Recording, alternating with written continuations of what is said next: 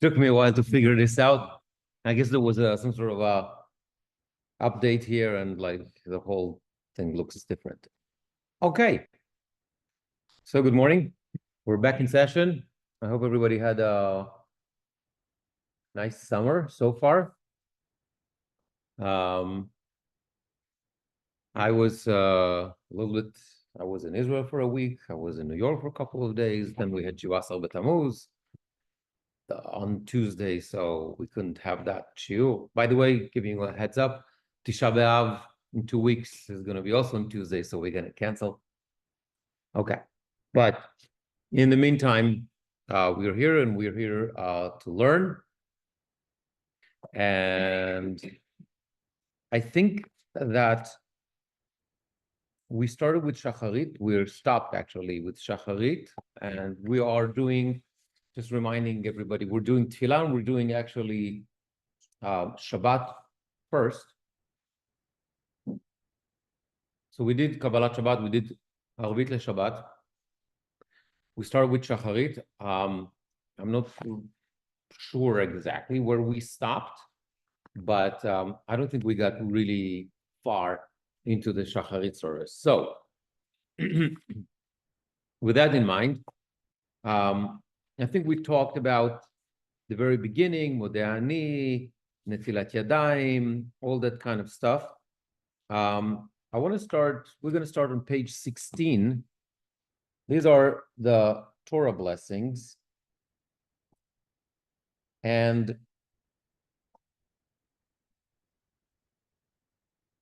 which of the Sidurim? Yes, I'm looking at the art scroll today.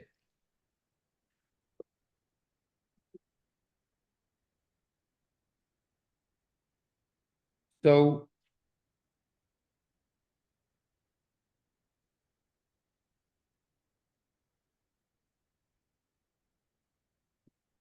when it comes to the Torah blessings, it's very interesting idea. Why do we have them? You know, what's the point and all that kind of stuff. So let's take a look at that. Page 16, we have the blessings of that one should recite before study Torah. Now, if you look at that, actually, if you look at the second paragraph, it's a blessing that we're familiar with. Right?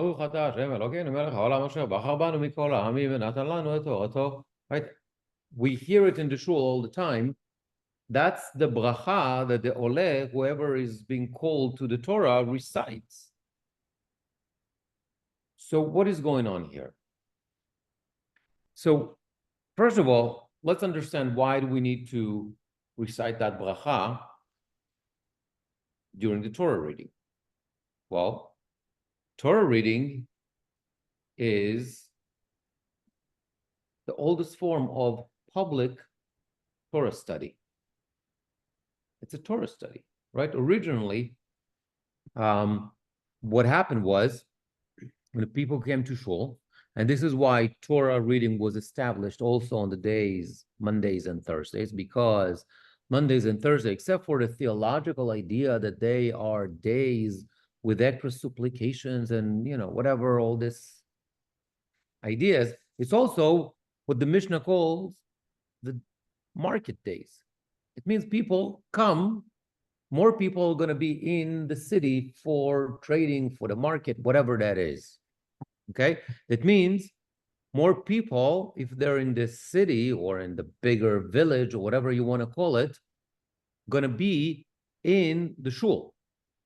Not everybody came to shul every day. Some people lived far away and that kind of stuff. So there was a greater chance.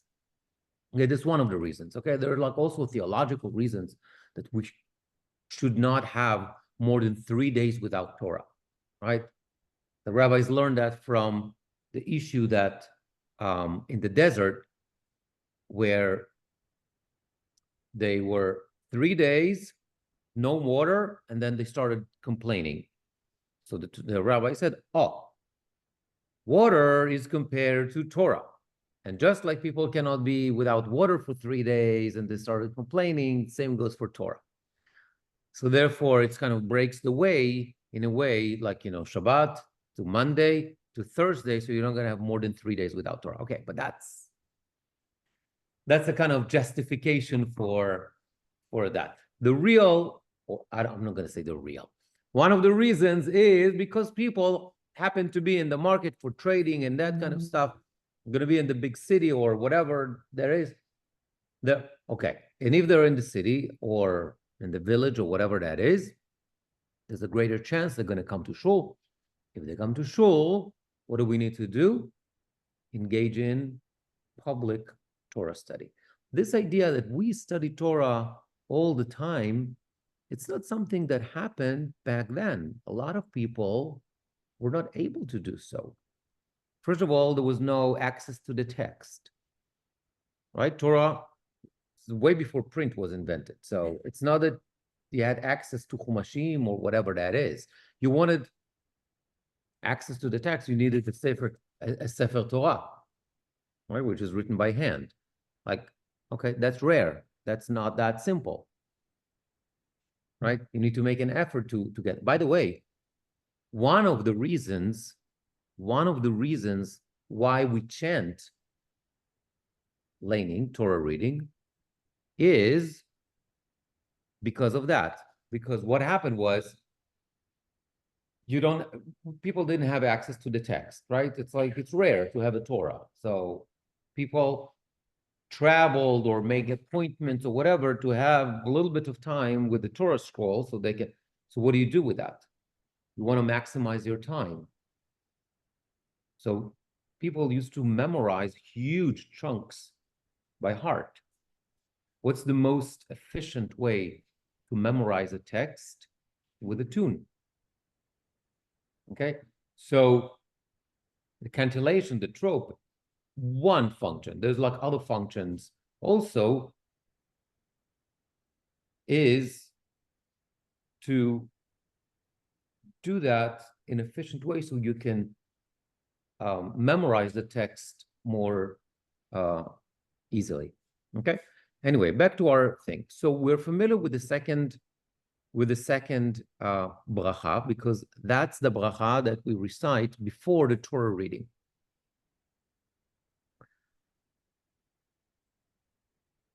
But the full bracha is the top paragraph. We're going to talk about that in a second. Now, let me ask you a question. If Torah reading is public Torah study, right? Got to understand, people didn't have Chumashim in front of them. There was somebody who's reading the Torah, and then you listened and pay attention, and by doing so, you learned the Torah. Okay? Why do we need to do that before every aliyah? If it's a Torah study, we should do that in the beginning, like every other mitzvah. Okay.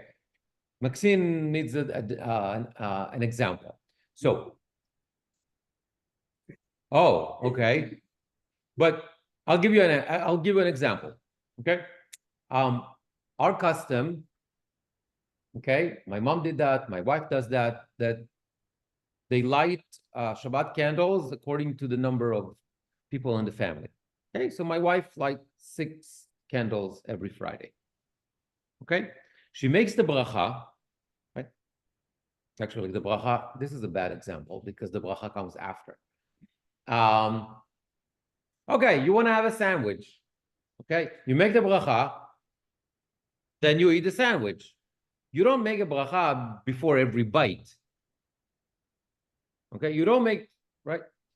So what is it? Okay, so I understand that we chop the aliyot, the parasha for aliyot. Okay, that's a whole different discussion. Why do we say the bracha every time? Right? If I'm putting on tefillin. Everyone does. Sorry? Anyway. That came later. Well, let's go to the original. Then if we understand the original practice, it'll help us to understand that. I put on tefillin, I put on talit every morning, right? It's not that like, every minute or every 3 minutes or whatever, I need to make the bracha.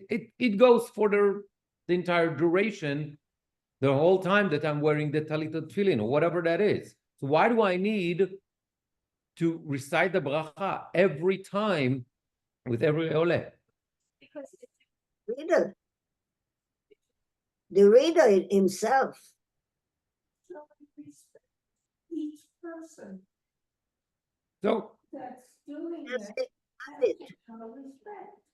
okay, but respect has nothing to do with reciting a bracha. No. No. No, but isn't it it's like to read and to listen, and like it is reading, there's like an additional. No, not necessarily. Hello. How's everyone? Join us. There's one here, and there's plenty of those black books over there and we're on page 16.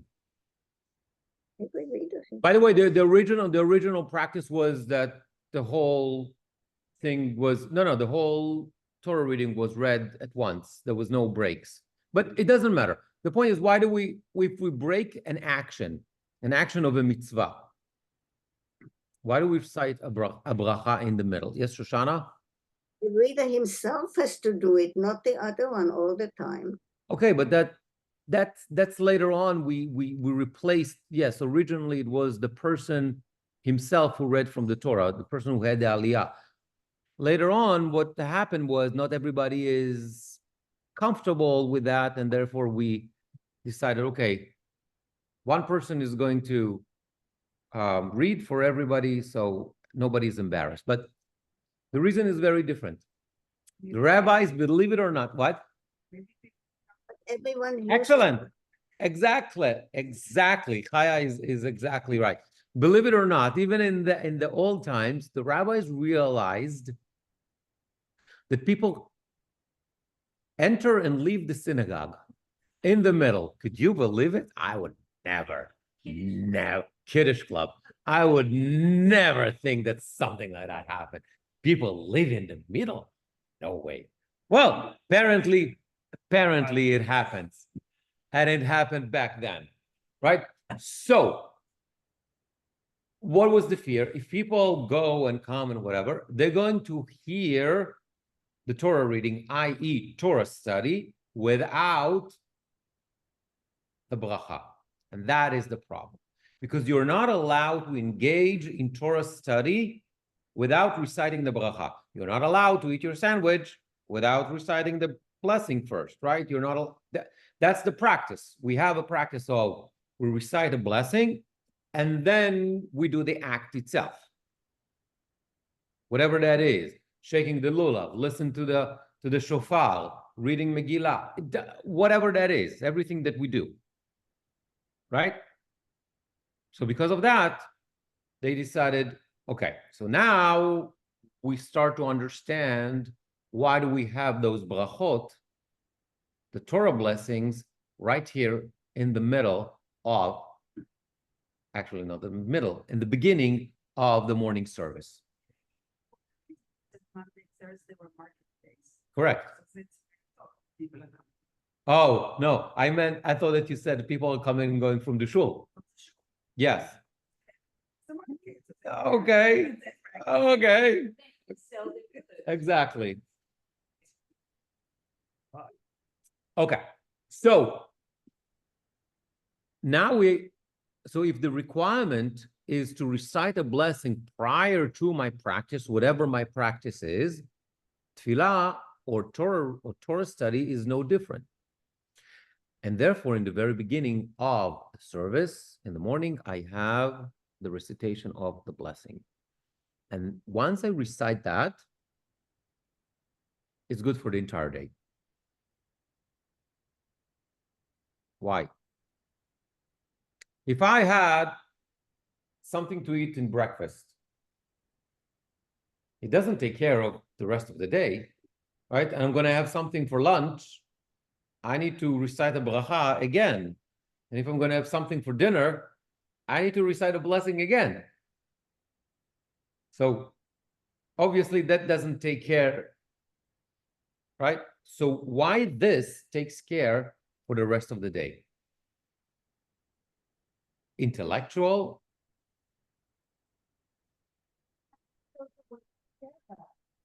You forget about it, depends what you eat. Some food you don't forget about at all.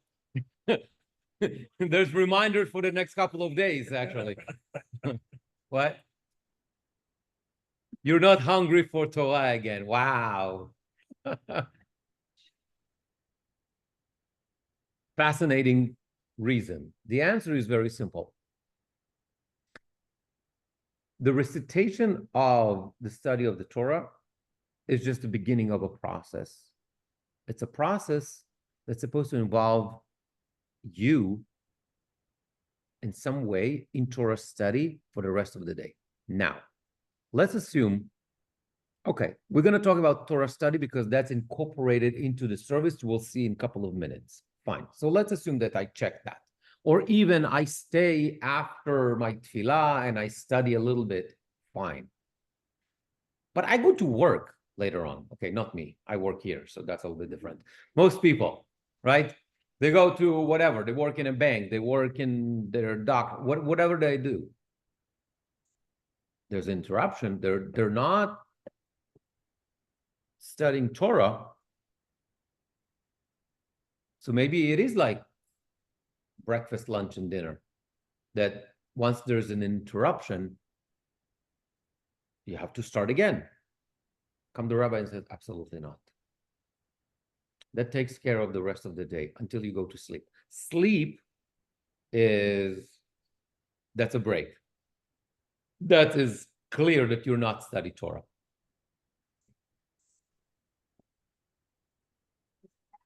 It's a very good question, by the way. It's a very good question. It's a debate. And there are like different opinions about that. You know, is it like a little nap, like a little power nap, or you take like somebody who, for example, works shifts, you know? So it's a fascinating discussion by itself. It's a very good question. But that's not really our topic. So let's assume that the night sleep is a clean break. And then the next morning I have to recite it again. Why it's that the recitation of the blessing takes care of the rest of the day? Because even if I'm in business, even if I am in school, whatever I'm doing, I'm supposed to act, I'm supposed to think in some way that is, let's call it Torah-like. So even if I'm not studying Torah, per se, what we in our terminology need to think of as Torah study, which is like, you know, opening a book and whatever. Come to the rabbi and said, no, you got it wrong. You interact with people, that's a form of Torah study. And you better teach the ways of Torah in your interaction with others. You're doing business with people, you better do it honestly and you better do it in the right way, the way that exhibit the values of Torah. This is the implementation. This is how you take the theoretical, what you learn, and apply it in a practical way. If you fail to do that, then what's the point? What's the point of learning? It's an incredible idea. And not only that, the other idea is that everything's Torah. Everything. So you interact with people, you learn something, since, right, that's part of your Torah. Incorporate that somehow. Okay? It's a fascinating idea, and that is why even when you're going to engage later on in the evening, let's say, whatever, in Torah study again, you don't recite the bracha. Now, fine. Now you tell me that's all fine and dandy, but this is the prayer book. This is not Torah study. I'm going to engage in tefillah, in prayer. Torah study is something totally different. So why do I recite it right here in the beginning?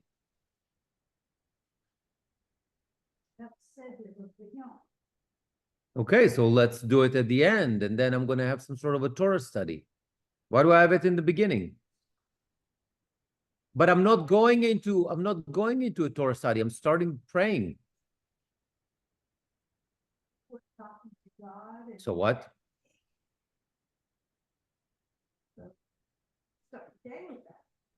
So it's a little bit, Arik, yes, that's Torah study, the work you do. correct. The work that you do is right. Okay, fine, good. But there's more specific reason. There's more of a specific reason. A lot of our prayers are verses from the Torah. We have forms of Torah study. We're going to see that in a second. Both written and oral law. And because of that, they say, okay, from the very beginning, let's take care of that obligation, recite the blessing, and move on. Okay, so if you see immediately after the Torah blessings, in the middle of the page, you have, what do you have there?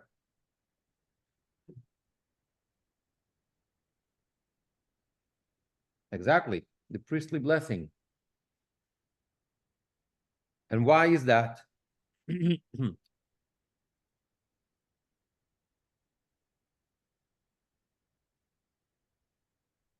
Because you recite a bracha, you need to go right into Torah study. What is the form, the original form of Torah study? You have Torah shebichtav and Torah shebe'al peh. You have the written like Torah, and you have oral, Mishnah, Talmud, right? So therefore, what do we have here? We have 3 psukim from the Torah, and immediately you go into a Mishnah, and then to another Mishnah from Masechet Shabbat. Right? There's these principles that the rabbis did.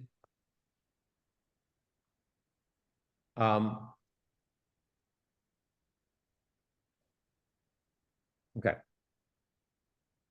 When the temple was destroyed, and we said it many times, the korbanot, the animal sacrifices were replaced with tefillah, right? But a lot of the rituals and a lot of the, so the rabbi said, okay, we don't have those rituals in the temple. We don't, our life is going to be different.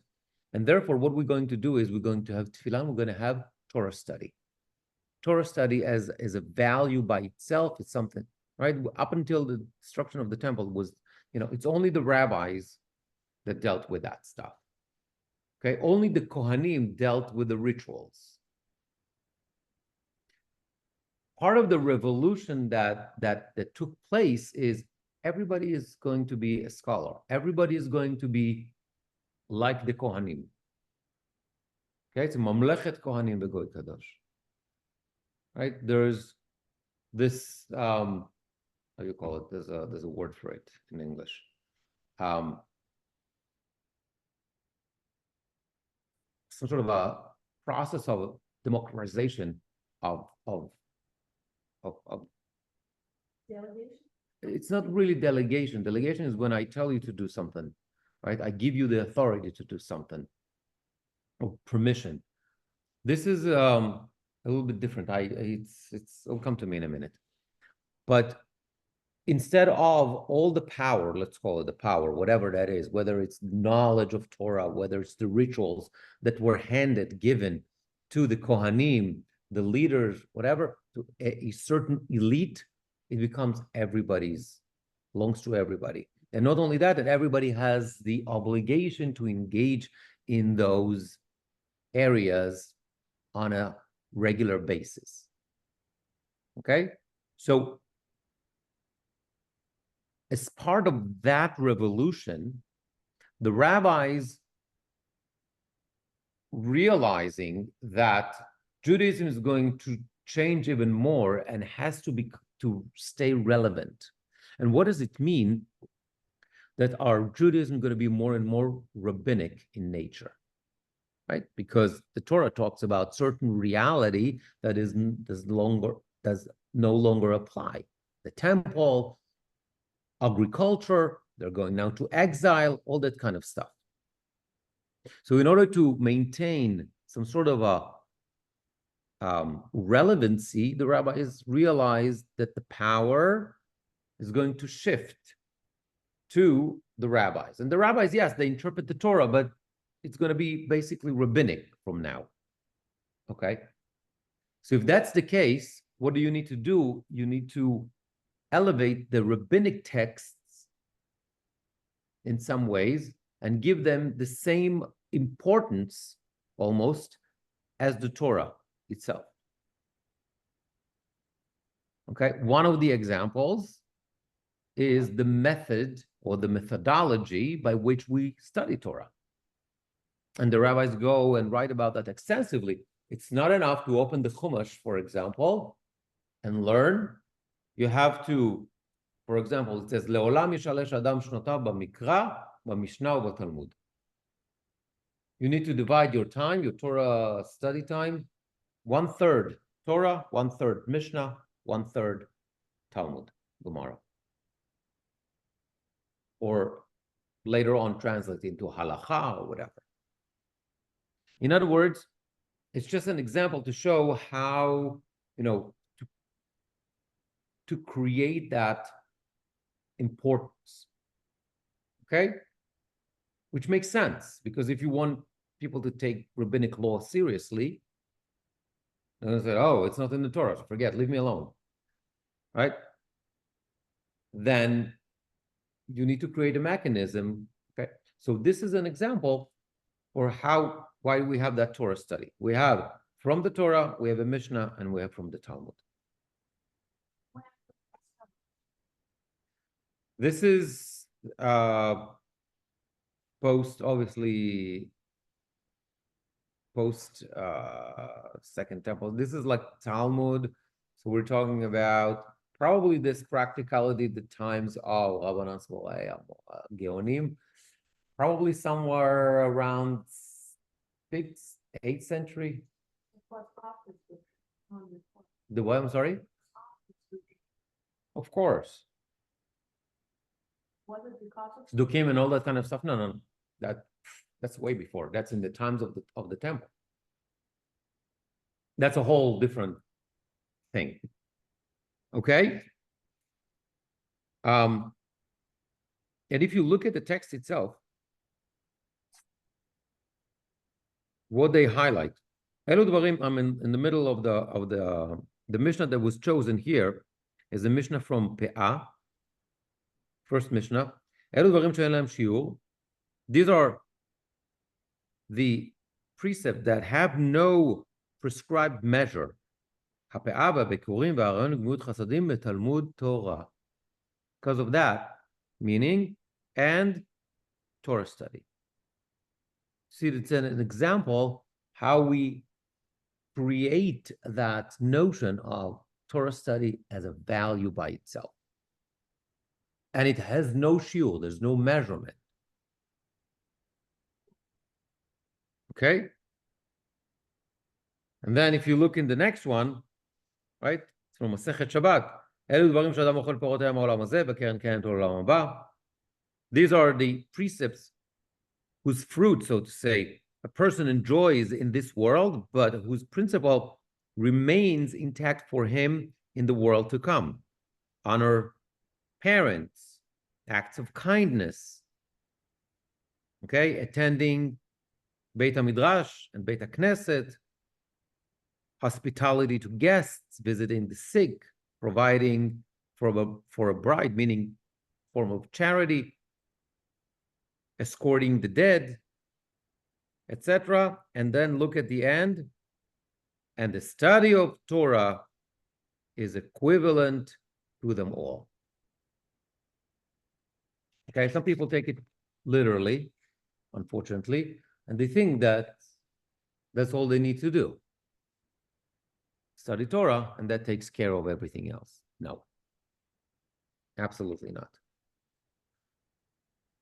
So we understand why we have Birkot Torah in the very beginning, because it's supposed to take care of the texts that we're going to encounter throughout the Tefillah.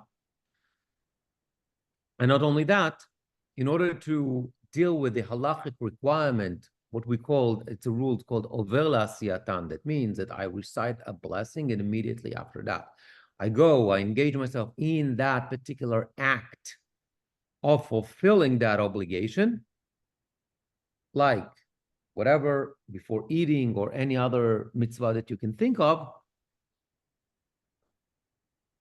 In order to take care of that issue, the rabbis instituted Torah study right there, following those blessings.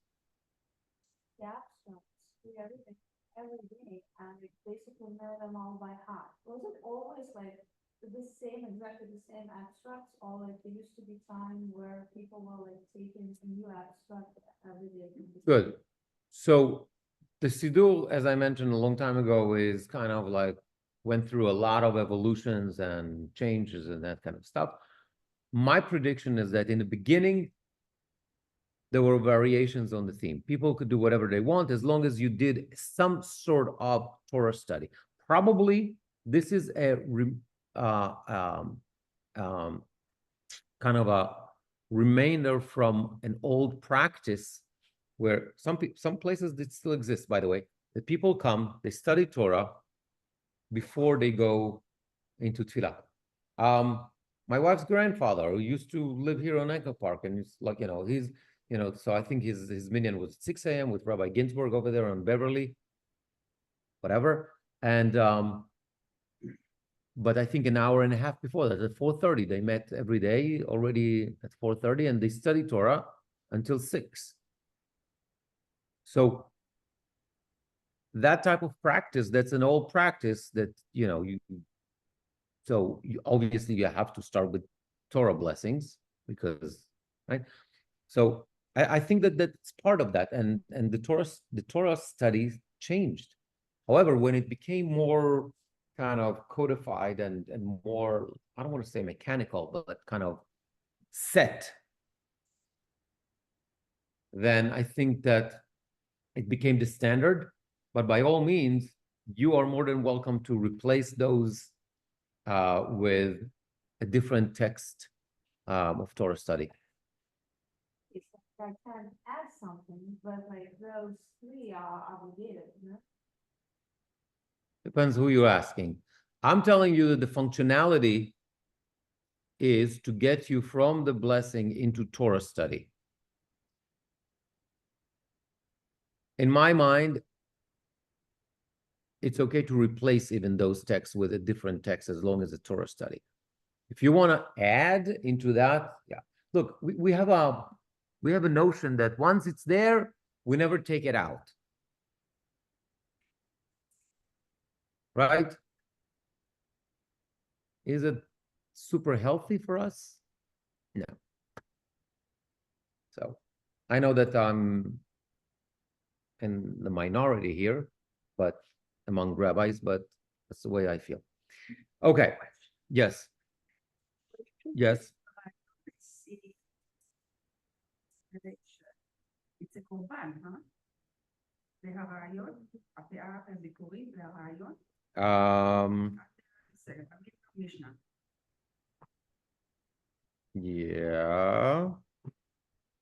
Is it an offering?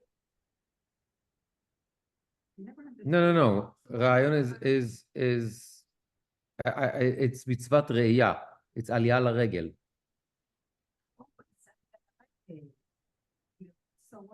ראיון. 3 פעמים בשנה, the Torah says, יראה כל זכורך אל פני השם אלוקיך. It's in the halacha it's called מצוות ראייה. Okay, you go into Beit HaMikdash, but it's I didn't understand on 17 in the Bible, it said olat re'iyah. What does that mean? Well, when you go to Beit HaMikdash, you usually gave a korban, called korban olat reya. But the mitzvah itself in its nucleus is yera'eh, so re'ayon from shoresh ra'ah. Okay? Yes, Shoshana. Technical, but I never understand the bracha levatala. Did the grandfather of your wife, when he comes to synagogue again, has to say? Why is the bracha levatala? Because he really never stopped. He just went from one place to the Oh, you other. mean like if he said it again later on in the tefillah, when the tefillah started? I don't think that they said it again. I don't think they said. If they have it in Aliyah, yes, because that's public. You do it for the kahal. That's different. Okay, good. No, I just wanted to the אלה שמחמירים. I mean, it's a בעיה. Okay. I think we spoke last time about Birkot HaShachar or not. Did we talk about Birkot HaShachar? I think we did. Birkot HaShachar, which takes us to page 26. Leolam Yehei Adam. Very interesting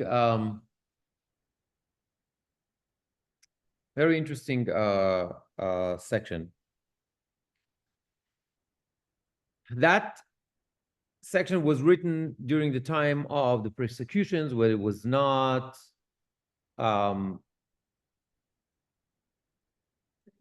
26.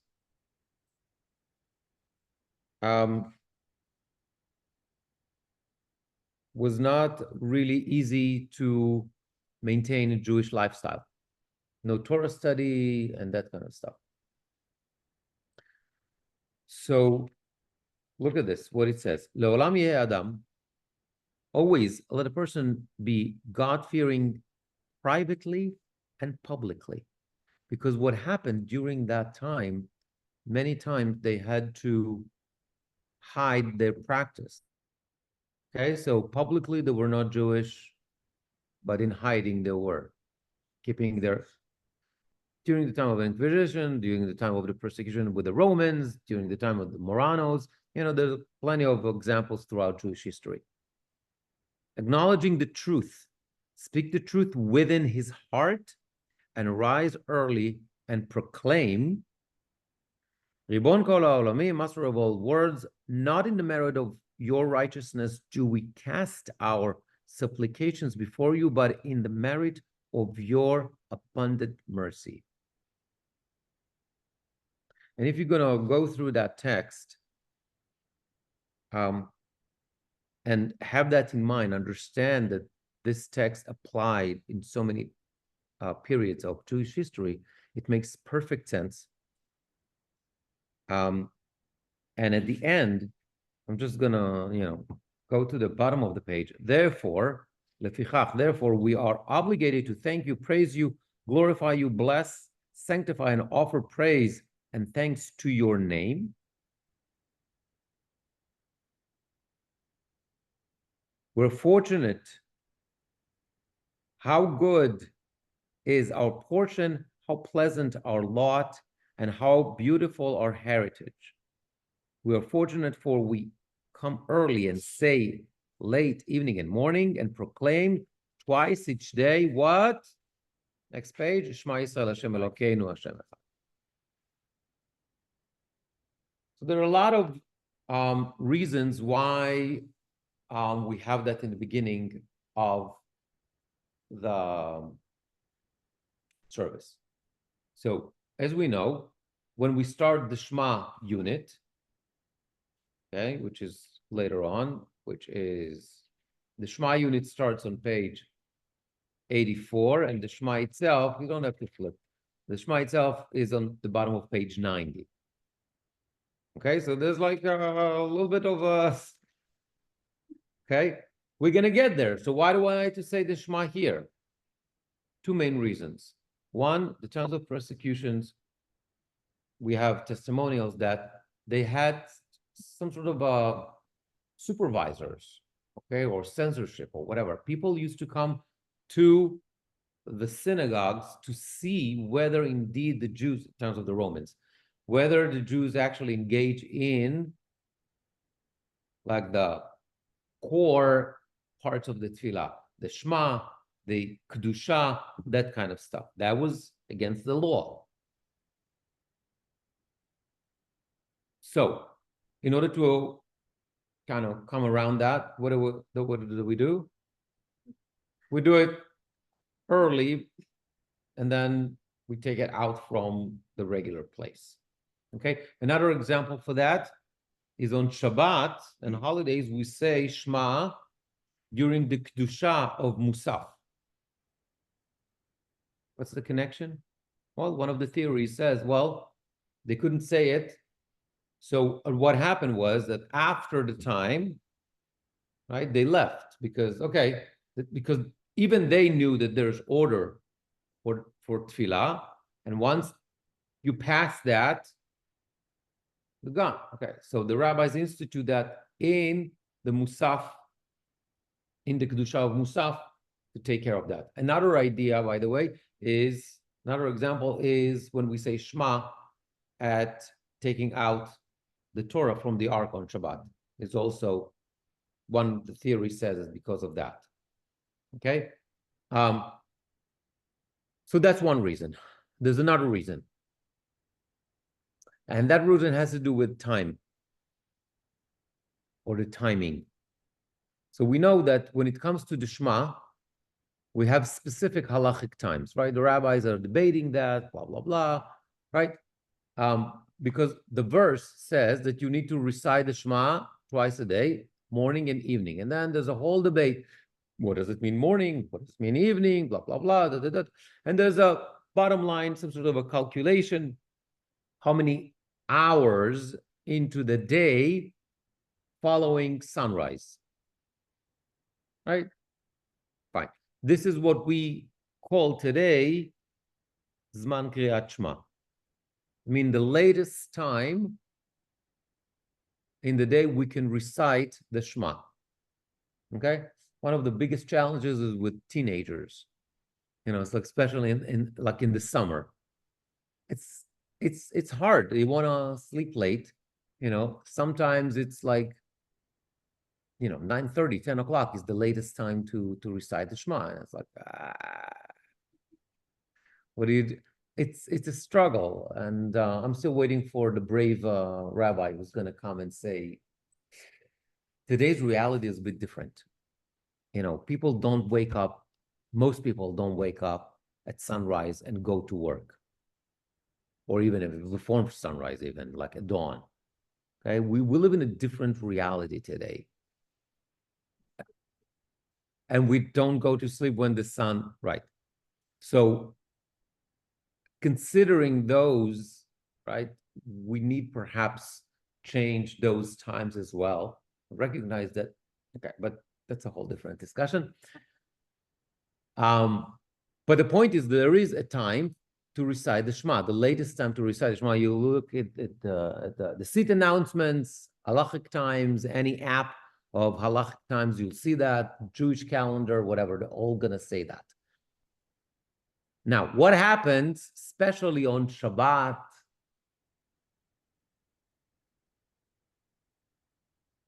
you start 9:15 here, for example, like especially in the winter, it becomes an issue. You start 9:15. By the time we're gonna get to the Shema, especially if the Chazan is going to drag it, I don't know why, but let's assume, yeah, you get there like after 10. Okay, sometimes it's even some places, Chabad places that start only at 10:30, can get there at like 12. It's definitely after the Zman, the halachic times. What do you do with that? Okay, so if you're a chassid, you said, who cares? Not relevant.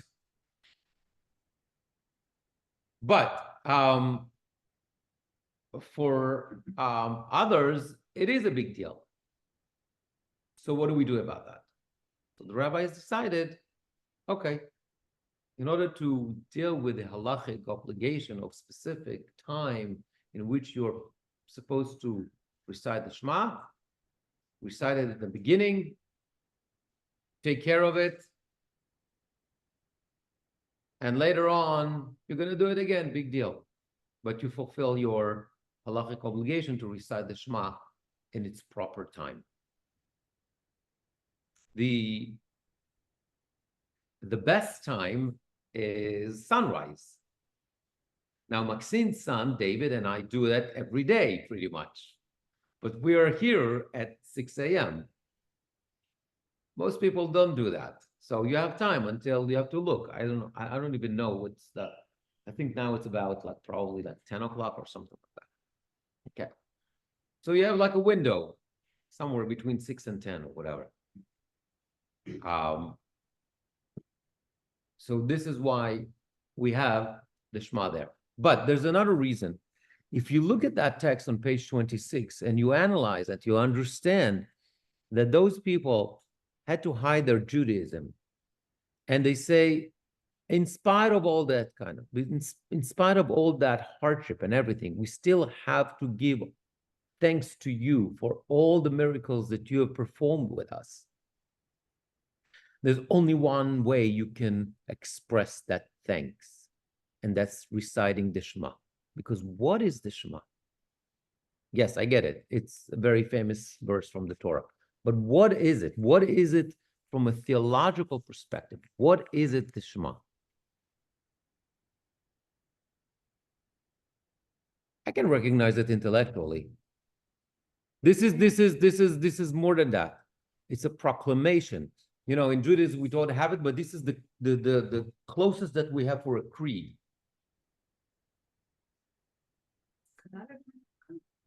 It's not acknowledgement of God. It's an acknowledgement of our belief in God.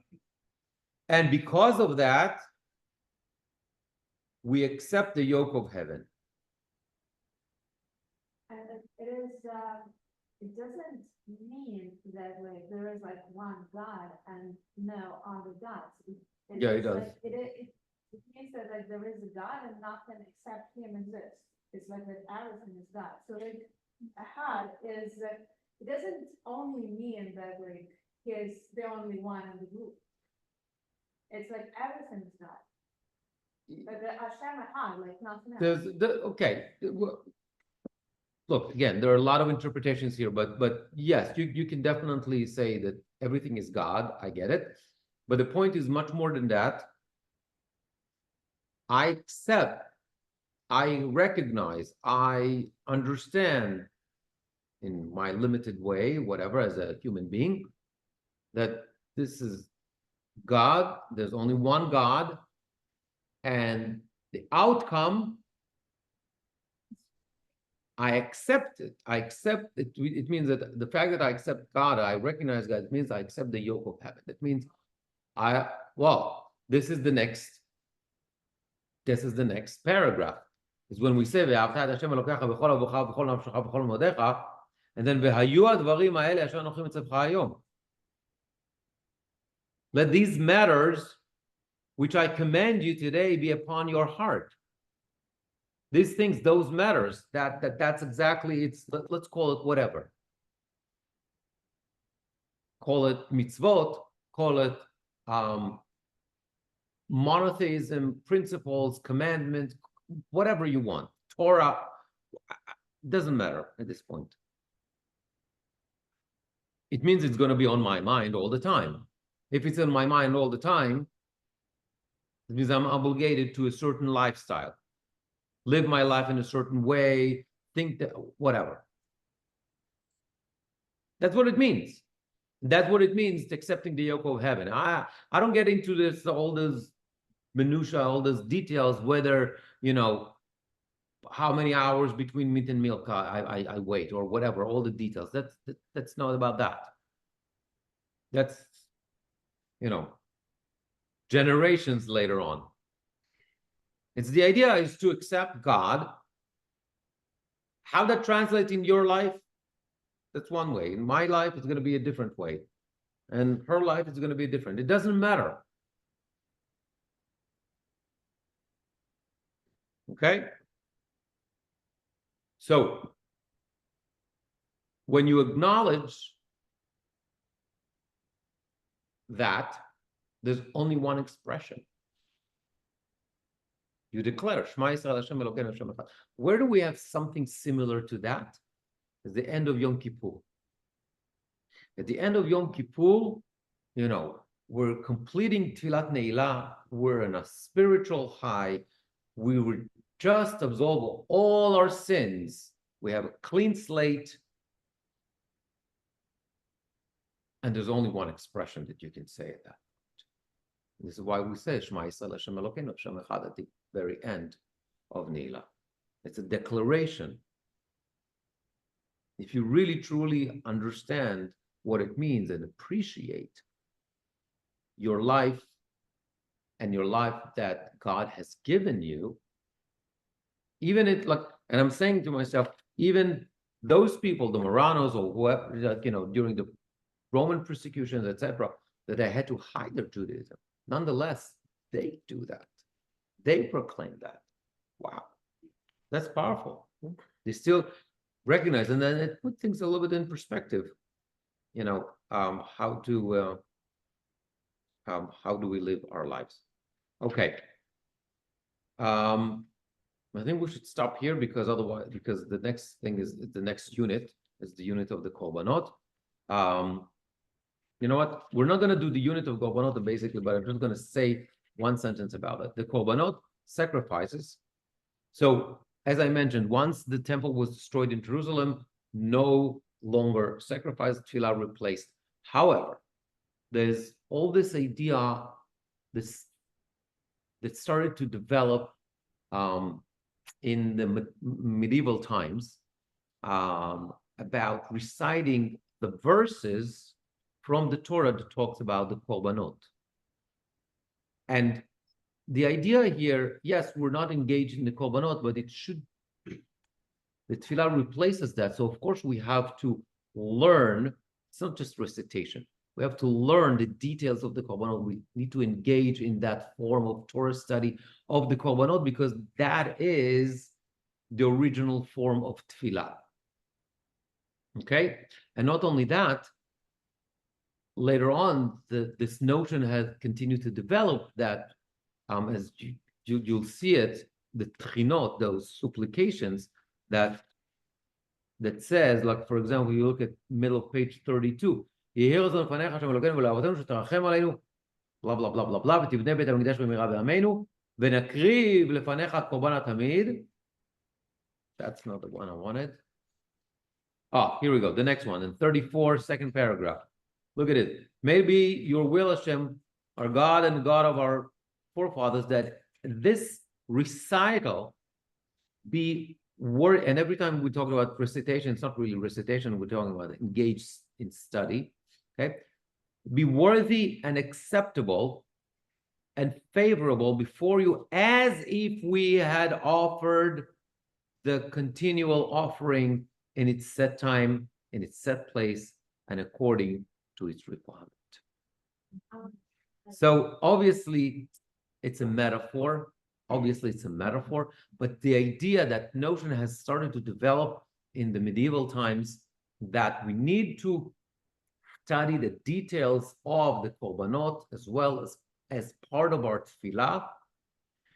And obviously, if you talk about the Korbanot, then you pray for the rebuild of Beit HaMikdash, which is a core value, obviously, in traditional Judaism. And you say, God, I can't bring the Korban. It's not in my power. Beit HaMikdash is destroyed. I can't do that. However, the fact that I learned something, I hope that it's going to be some sort of a merit. The fact that I want something and I can do that, that counts too. It's like when you do something in math, right? And you get the wrong answer, but at least I get, you get some credit because you did, like, you show the way, So that's what you were asking. I wanted to ask a question about the abstract after Shema. A big part of it is about tefillin. And Tefillin. yeah, so like Okay. Okay, so And But- like man already said bracha about filling when they were putting filling. Okay, so let me just, give me a second. Just a second. Okay, next week, same time, same place, and we'll continue with our discussion about tefillah. And I'm gonna do